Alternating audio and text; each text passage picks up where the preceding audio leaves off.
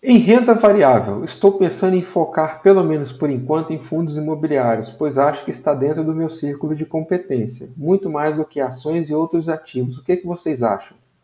Primeira coisa que eu acho, né? Se é o que está dentro do seu ciclo de competência, é o que você tem que investir. Então, eu tenho amigos que investem, o Baroni, por exemplo, investe 100% em fundo imobiliário, o André Bassi, a maioria da carteira dele também é fundo imobiliário, porque está dentro do ciclo de competência deles. Então, você tem que investir naquilo que você conhece, que você domina. Se os fundos imobiliários estão dentro do seu ciclo de competência, você tem que investir neles.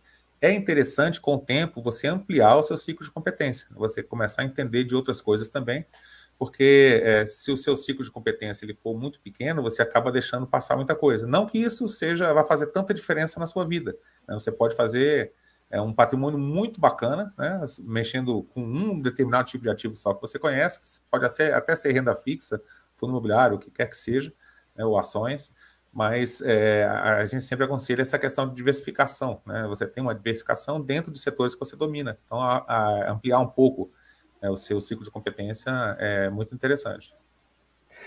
Além disso, aqui eu penso o seguinte: às vezes você está exposto a um tipo, uma classe de ativos só.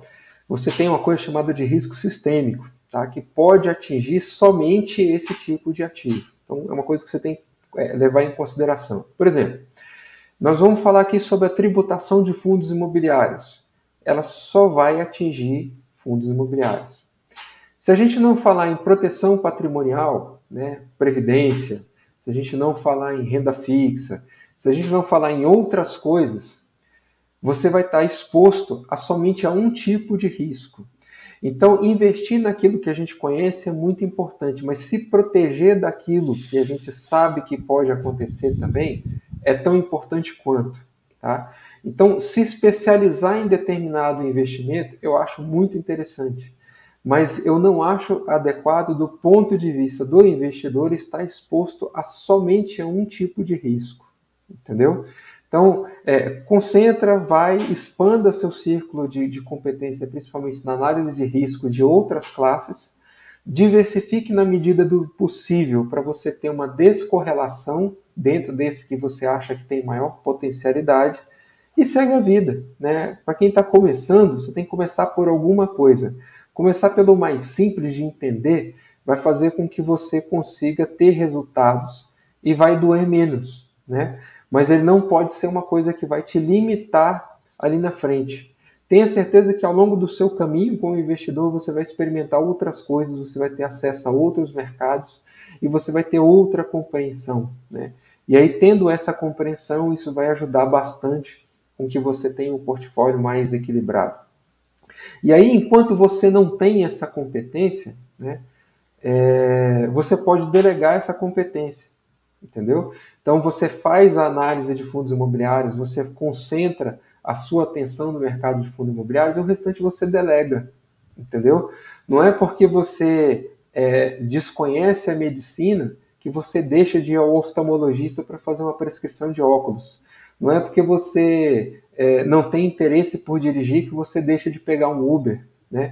Não é porque você não entende nada de motor e explosão que você não vai ao mecânico para consertar o seu carro.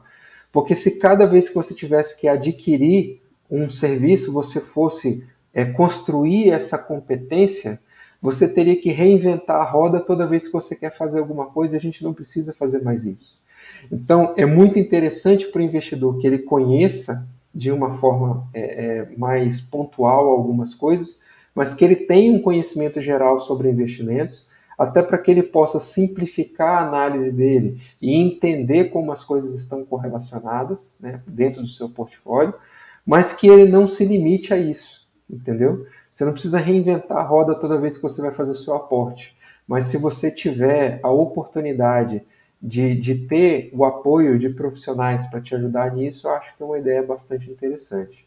Mas cada um acha o que deve fazer com os seus investimentos.